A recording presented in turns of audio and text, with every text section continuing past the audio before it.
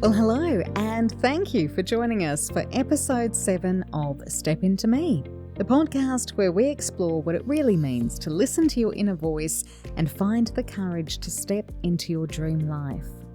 Today, I'm joined by someone who embodies the spirit of taking a leap of faith, my former radio colleague, Matt Hale. Matt's journey from award-winning radio producer to international comedy hypnotist is a testament to what can happen when you trust that still small voice inside and dare to take a leap into the unknown. I've just never wanted to die not knowing. I find those little niggles too loud to not address. Well, as you'll soon discover, sometimes a rich life is way more than just what's in the bank. Matt's story is all about building a life full of freedom, adventure, love, and having the courage to follow your heart. So grab a cup of tea and settle in, because you are about to hear a truly inspiring story. It's 3:15 a.m. and Matt Hale is up and preparing for work. Like breakfast radio people the world over, this is the less than glamorous side to the business. But Matt is good at what he does. He's not only extremely popular amongst colleagues and listeners, he's also won multiple awards and he's at the very top of his game. But radio isn't Matt's only interest. A curiosity about hypnotism has got him thinking. And increasingly, that early morning alarm is starting to take its toll. As much as I was going in to do a really fun and, let's face it, a high-stress job, the most fun shift of the day in radio terms, but you were constantly feeling tired because you're living a life where no one else of your normal friends, except the few people in that same studio, are living those hours. So consequently, you never really go to bed early enough to get the amount of sleep you want. So bit by bit, day by day, each week, you kind of get more tired and more tired. So by the end of the week, you're absolutely shattered, and then you kind of relax the weekend and do it again. So when did you first start hearing that sort of little niggling thought that maybe there's something else out there for you and maybe you have to move on from what you're doing?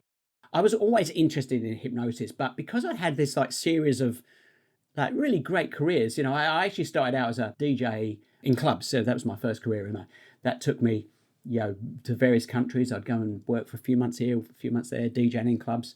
Then I end up in radio. But in amongst all that, I was always fascinated with how the mind worked and what you could do with it, that kind of thing. Found hypnosis, started dabbling with that in my probably early 20s. But because I was kind of involved with these really kind of fun careers, I never really had the time to jump into it and give the time to put a show together, because it was just too hard especially when in the radio career where you're getting up and it's all encompassing for so much. So I would always if there was something that perked my mind into gear and reminded me that hypnosis thing, I'm like, oh yeah, it'd be great at some point. But the catalyst was actually when I decided to quit radio, thinking that I would probably come back into radio after it, and me and my wife were going to go travelling for a year.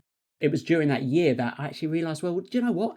I don't have to necessarily go back into radio straight away. I could try this thing that I've had in the back of my mind for so long. There's plenty of things I'd tried along the way which weren't so all-encompassing to try. And I've always wanted to kind of give stuff a go. But, trying to put a show together while you're trying to do breakfast radio was really tricky, simply because it was the opposite ends of the day. So that never came to fruition, except for that kind of just mild interest in it. I think a lot of people would have spent the year away and then gone back to what they know. Better the devil you know. Yeah. But you didn't. You sort of then started taking these little steps toward this comedy hypnotist thing. So just talk us through, if you can remember, what was going through your mind at that time. No, it was really interesting because I've always backed myself, and I'd left radio, which was obviously to a lot of people, oh no, you can't, because you've got a good job. There's so few jobs hard to get back in. But I just kind of thought, well, look, I don't expect to kind of walk straight back into a job or the same job after a year, but I'll probably get a job in the media somehow at some point with my experience and connections, and that, whether it takes a bit of time or not. I'll probably be able to do that. So it wasn't a big fear of leaving for the year and not getting back into the media. But then over that year, that freedom over that year really had me thinking that, hey, look, actually, when I come back, I really do have the chance to, at least try something different. Because if that doesn't work out, I can just then get back on that track of looking for a job in something I know again. But why don't I just put a little bit of time and effort into seeing if I could put a hypnosis show together? It's something I always wanted to do, been in the back of my mind.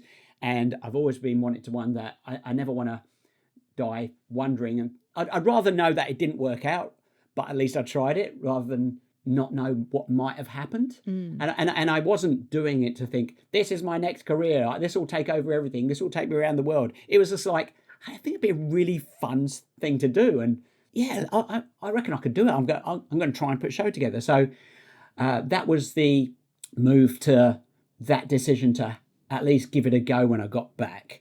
But I that wasn't going to pay the bills initially. So I took myself through a surfing instructor's course. I was a very keen surfer. So that meant I could teach surfing part-time and then try and put the show out there. And then bit by bit, as I managed to put more shows together and get booked and things like that, I could start taking the foot off the surfing work. So that was a stopgap. And I mean, it obviously worked out. But that was how it kind of came to be, of like giving it a go, I guess.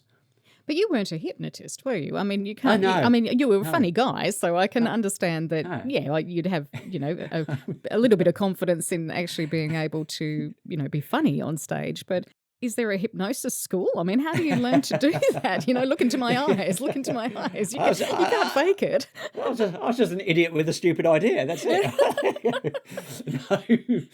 No, you're right. Yeah, so of course, it's off to Hogwarts for a semester, and I wasn't a hypnotist in the traditional sense, in that I wasn't doing it regularly. I wasn't structured, and I wasn't that kind of thing. But I was dabbling with hypnosis. I learned some techniques that I've been using for years, and just in social settings and just mucking around with it, and read stuff in old books and talked to some old hypnotists. But these were just things I'd just like every now and then I'd muck around with. But then, and that, I guess that was part of it was always top of mind, because just every now and then I'd kind of scratch that itch a little bit.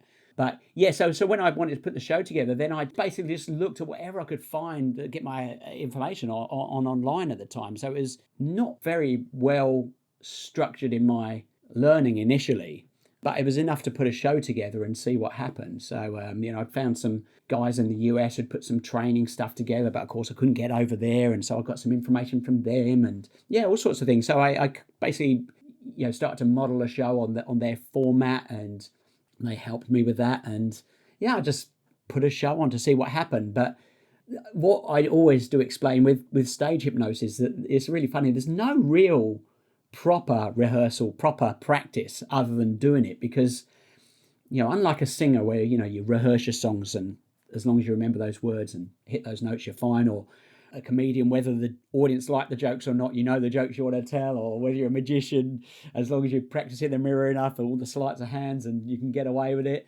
But as a hypnotist, you can't really rehearse properly unless you have those bodies in the seats ready to be hypnotized, because you can rehearse the words you want to say, but you don't really know how it's going to work. So initially, that first show is you're almost crossing your fingers behind your back, thinking, geez, I hope this works. Now I've got 100 people in this room watching me doing this.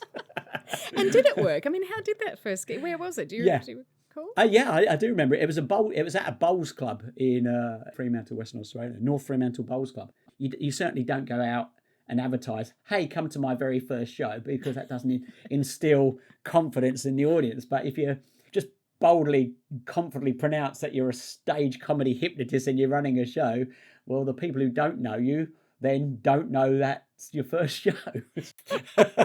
And thank goodness that you were able to get people out of hypnosis too. I mean, could have been disastrous. There'd be people walking around Perth, clucking like chickens for the rest of their life. Well, I'll definitely pull you up there because, like, one of the very first things I always proclaimed as a fun thing, but also laying down a marker, is I've always had this 100% chicken-free guarantee. Because because ever since the start of doing it, I never wanted it to be mysterious in any way. I wanted people to know how and why it worked. Because this thing, as much as I enjoyed seeing stage hypnosis shows, most of the shows I saw, they were definitely not a style that either, people were doing embarrassed things or put over like, oh, this is a bit of a power I have and stuff like that. When I wanted people to know, like, this is basic psychology. It's, how you can use your mind to get yourself in that kind of state of mind and use your imagination and all this kind of thing. So I always wanted to modernize it. But so one of the first markers I laid down was like, no chickens in the show. I love it. And it's funny. It just became a funny little tagline. Yeah. So,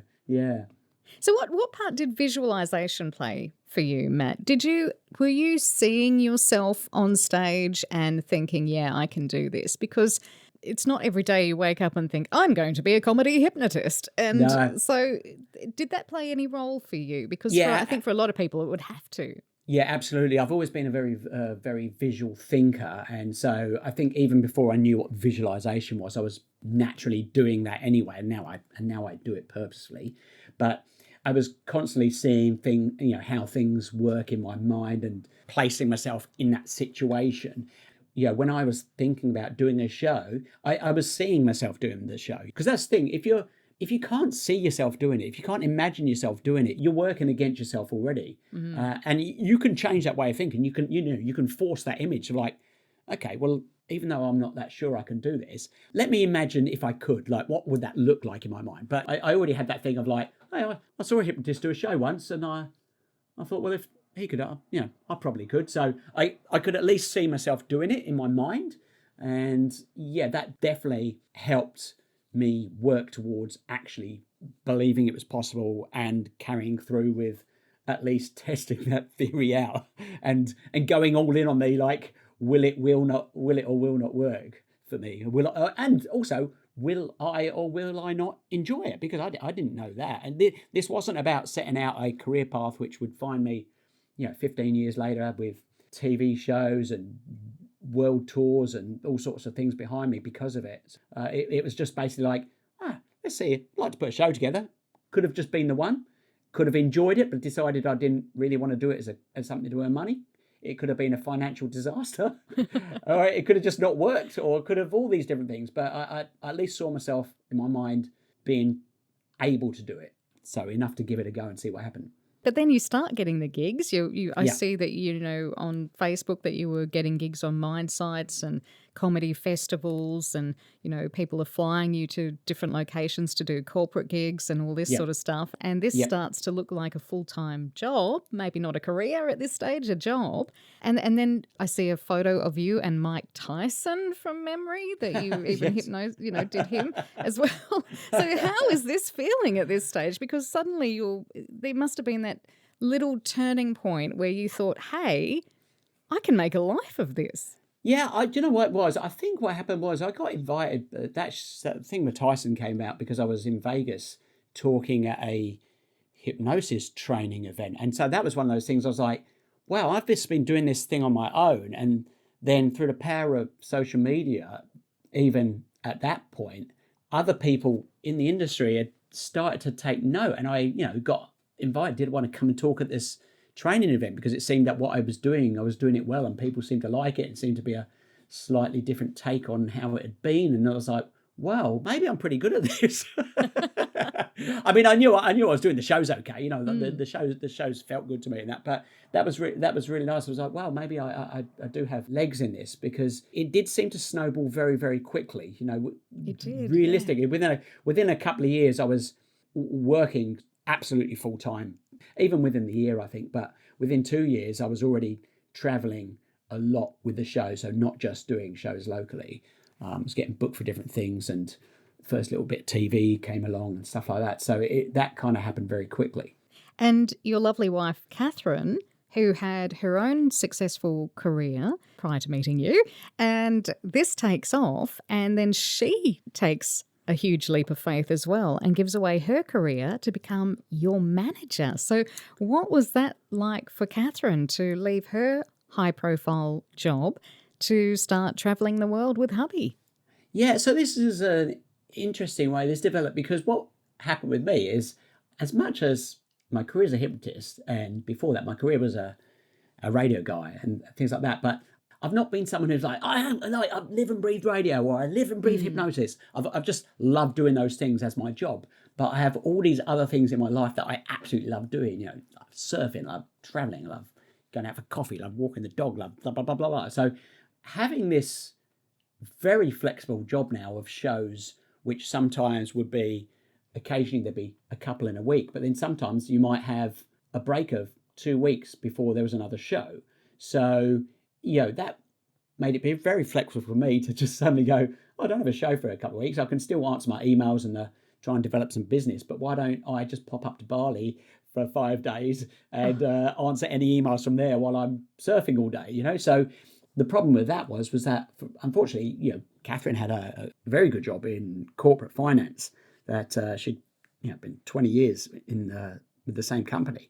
And that comes with the corporate holidays of, you have to request your holidays, and you only get so many holidays a year, and that doesn't afford you being able to go and kind of just pop up to Bali with your husband next week just because he found a cheap flight, found a cheap flight on Tuesday to go, or that kind of thing. So we got to this point where Catherine had been in that company so long, she was allowed to take a year off without pay and still have that job open to come back to. Fantastic. So what the plan was like, okay, if I get to a point where I've booked in a certain amount dollar value of worth of bookings in the future, that will so we know that's going to come in, that will pay the mortgage and everything like that. And we can test Catherine working in the business, because what had happened was I couldn't grow the business more because I was too busy doing the shows. So I could do more shows, but I didn't have the time to develop the business side to actually get those extra shows. So we thought, well, look, we don't need to match what Catherine's earning now in a business. But for us to both have a very flexible, enjoyable life, there's a certain figure that my hypnosis business would need to hit to cover both of us having a more flexible lifestyle together. We didn't even know if we worked well together either. So no, and it would be a whole new skill set also for Catherine, I imagine. It's PR and it's, all of that. Yeah, she would have never believed that she would have an enduring career in the arts after being a corporate banker. So no, never the two shall meet. Yeah. So consequently, we tried that back in 2014, and here we are in 2025, and proud and happy to say that Catherine is still my manager and producer, and it's worked incredibly well. Do we both earn as much as we would if Catherine had been in her corporate finance role and I maybe developed the business a bit more? No, definitely not. But the freedom it's given us has been amazing. We've had an incredibly amazing time, and we'll continue to do so in the way that we work. And that's exactly what you can't put a price tag on, is it? I mean, that's why I've created this podcast, to help demonstrate that we can create these lifestyles. I mean, it's not everyone's idea to be on cruise ships and in Vietnam the next day. And No. That's not everyone's dream life. But I think the main word that you're using there is work. I mean, it's not just that you're wishful thinking and this is this fabulous life that's just happening to you. You've actually created it. And hats off to you, because it's just an amazing story. And as an outsider, an old work colleague, and you just sort of follow your steps on Facebook, it's just amazing to see that, oh, now you're doing this and now you're doing that. And, oh, look, there you are with Mike Tyson. And and now you're doing a month at Edinburgh Fringe. And, it's just this incredible journey, which has been so lovely to watch from the sidelines. But it's not all smooth sailing, is it? Because there are setbacks, and I imagine something like COVID would have had a huge impact on you guys. So absolutely, how have you navigated that? Because I know you talk about not fearing failure, but tomorrow there could be some article about the dangers of comedy hypnotists and suddenly all your gigs get cancelled. I mean, how do you navigate that? Yeah, well, I mean, obviously you can take COVID as the example. That realistically was where one day we were finishing up our Adelaide Fringe run of 27 shows, and the next day it was locked down, and we actually didn't know when we'd be able to work again, because we're suddenly, the thing which had been amazing, which was like travel and working with big groups of people on stage together, suddenly became almost the worst things to be doing. Couldn't travel, couldn't have people next to each other, couldn't have contact. It became like, wow, I don't even know if and when this returns, is this even going to be viable ever again? And so at that time, it was obviously a bit of a wait and see, but we had to obviously still try and look at what could do in the meantime. So I took my other side of my hypnotic tool belt and started running online group sessions for all sorts of things. Actually, anxiety relief was one of the biggest things during COVID, of course, but like reduced drinking, your mindset to be able to reduce your alcohol intake, common things like quitting smoking, and now obviously quitting vaping as well. I pivoted to doing a lot of one-on-one Zoom sessions with people, but also some group Zoom sessions with people doing that. And I put out some online courses for different things. So I just had to kind of pivot to doing some online stuff. But the entertainment side of it during that obviously went to nothing, except for me fully embracing TikTok, just for my own sanity of loving doing stupid stuff on video. But the actual show side of stuff obviously completely dried out. So but that was one of those things, like, well, what skills do I have? I still had a lot of skills that could be translated to a different style, and that was kind of able to get through with that. That's where mindset is so important, isn't it? I mean, that's, you absolutely excel in terms of that sort of positive mindset and just that attitude of, okay, we're in lockdown, I can't do my shows, what can I do? And so many people are only focused on what they can't do. How much of a role does mindset play in just your day-to-day life and your career? Oh, absolutely huge. Absolutely hugely, because for a starter, you'd never leave a full-time job in employment, with paid holiday, paid sick leave, superannuation and that kind of thing, if you didn't at least have a positive outlook on what you're about to attempt may vaguely be possible, but it could also not work out as well, and you'd have to navigate that. So you definitely need to be looking at it from a positive side, because I think a lot of people do look at situations, and a lot of people said to me, I wish I could find a job where I could travel with, or God, I wish I didn't have to request my holiday or whatever it is. But the fact is that those people are probably coming from a mindset of not believing that's a possibility for them, whereas I've always gone it from that other side of thinking, and sometimes incorrectly thinking, but thinking, I could probably do that. But also never been afraid of failure. Obviously, I don't want things to fail, but I know that if I fail, at least I know that that wasn't the thing for me, or, actually, I can't do that.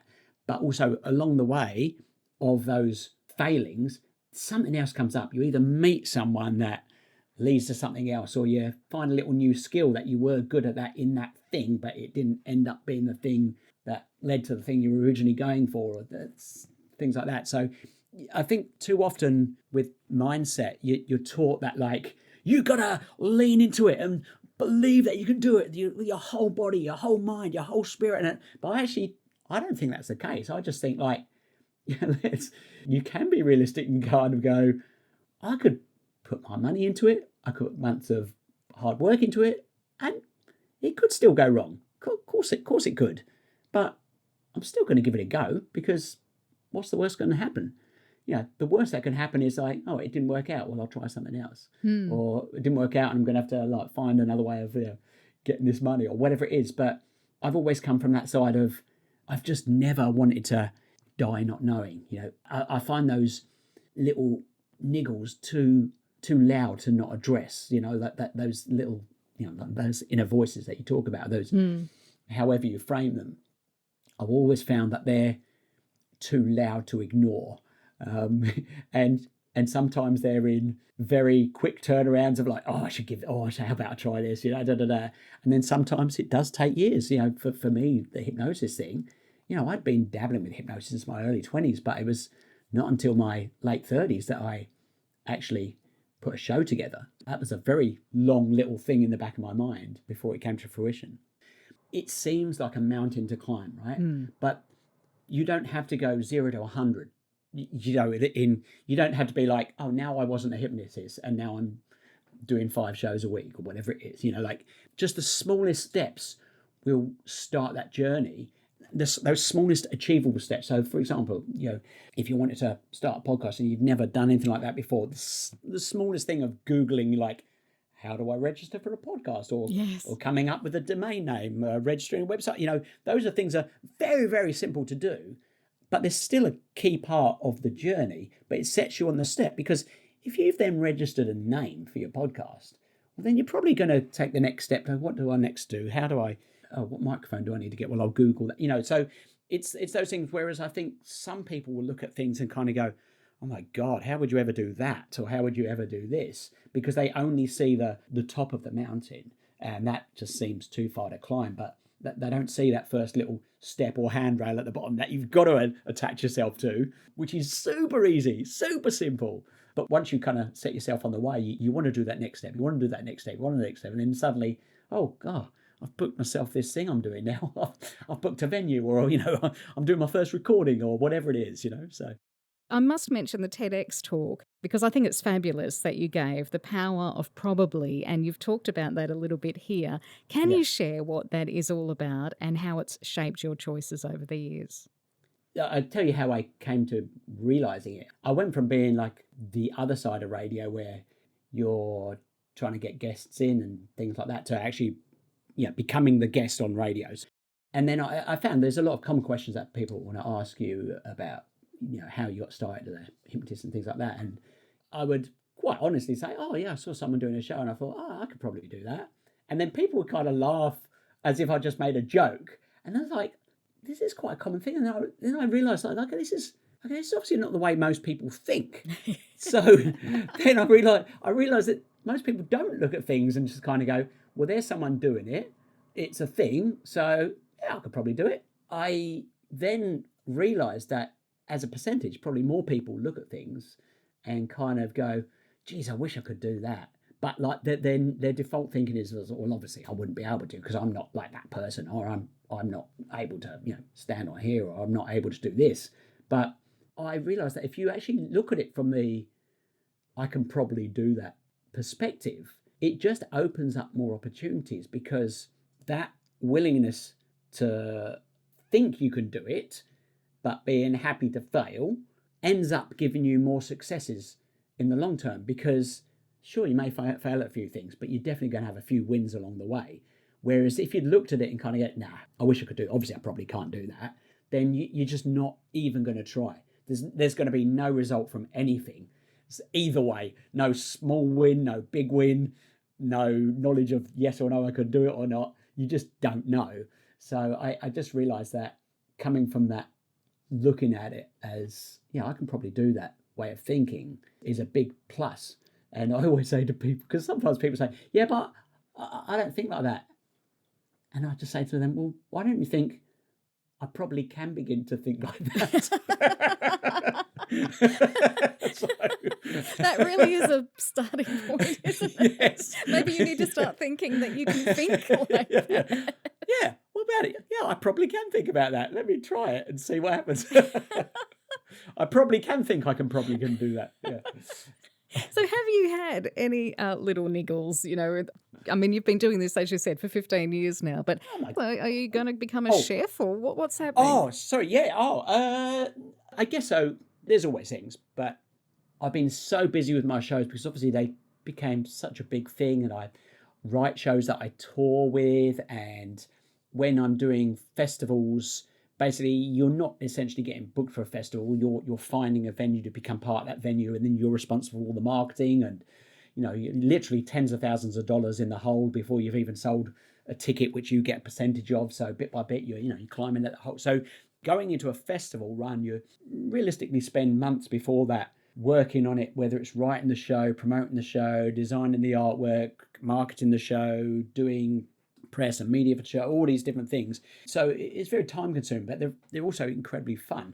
It does restrict me time-wise sometimes on some other things I want to try, but as I am able to manage that time better, like this year I actually took a couple of festivals off this year, so it gave a bit more time. But my first career was as a DJ in clubs, and I've always managed to keep DJing alive in the background and do the odd set here and there. But it's something I still want to lean into further, and I start producing a bit of my own music. But it's something I just don't, or I haven't had enough time to do. So as something that's in the back of my mind, which is always like, oh yeah, get back to the laptop to start working on this, or put a big dance music event on, that kind of thing. I'll be doing a few more of those probably next year, or either later this year or next year. I do actually have a crossover project with my DJ background and my hypnotic background. I have a project called the Clubnosis Experience, which is call it a guided visualization to dance music. It happens on the dance floor. It's fully interactive. Basically, I'm doing a DJ set, but with a mic, headset mic. So I'm DJing this very specific set, but also getting people to close their eyes at certain times, picture things. I've got custom visuals that go with it, and it's a very high, emotionally charged, very uplifting hour. You know, it's on the dance floor, it's dancing, it's stillness, it's everything across this hour. So it combines that thing of like, you know, it is hypnotic when you find yourself on a dance floor and you lose yourself in music. That's why we say things like that. You know, you do go into a trance with music. You just completely lose yourself in that world. So that is something that probably next year or even later this year will come back. So there's always something shouting in the background. But trust me, it will get itched. Oh, that is so good to hear. Well, you're in the UK at the moment, and you will be performing for a full month, I think with only one day off, I think it is, at the Edinburgh Fringe. Correct. Yeah. Yes. 2025, just in case somebody's listening to this in 2027. Yes. Would you like to give it a quick plug as to where Absolutely, you'll be, yeah. the people, what they can expect and how to get tickets and things? Yeah, it's such a fun show. It's a very, if you've ever seen a hypnosis show, it's very different from a regular hypnosis show, I keep getting told. Very upbeat, fun, fast-paced. I mean, I'm just as much an idiot on stage as just to set the scene for everybody right at the start. It's a sing-along, it's a party more than a show, I always say, and especially this year because it's a 90s-themed hypnosis show. Everyone either loves or hates, but equally enjoys the love or hate relationship with some of those tunes we play. But yeah, so you can find me at the Edinburgh Fringe this year, 2025, from July 30 to August 25 with Fun Believable. But I'm always touring, so if you are listening in the future, do look me up. I've gone viral over the last year with over 150 million views online. So there's a lot of silly videos out there on TikTok, and we put the same videos on Instagram and Facebook as well. So you can find me, Matt Hale Hypnotist, or Hypno Hale. But yeah, always feel free to get in touch, anyone listening as well, because I love connecting with people. So people can DM me any questions as well. Yeah. Fantastic. You are one of the richest people I know. And like I said at the start, it's got nothing to do with how much is in your bank account, but because you really have created such a rich life for yourself and for Catherine, the two of you doing it together. And I think it's just truly an inspirational story. So Matt Hale, thank you so much for taking the time to share your story and wisdom. Absolute pleasure. It's been lovely chatting. And I think it just goes to show what can happen when we listen to that little voice. Take a leap of faith and trust that we can probably do that, even if it means starting from zero. So remember, you don't have to blow up your whole life overnight. Sometimes just the tiniest step is all it takes to set something extraordinary in motion.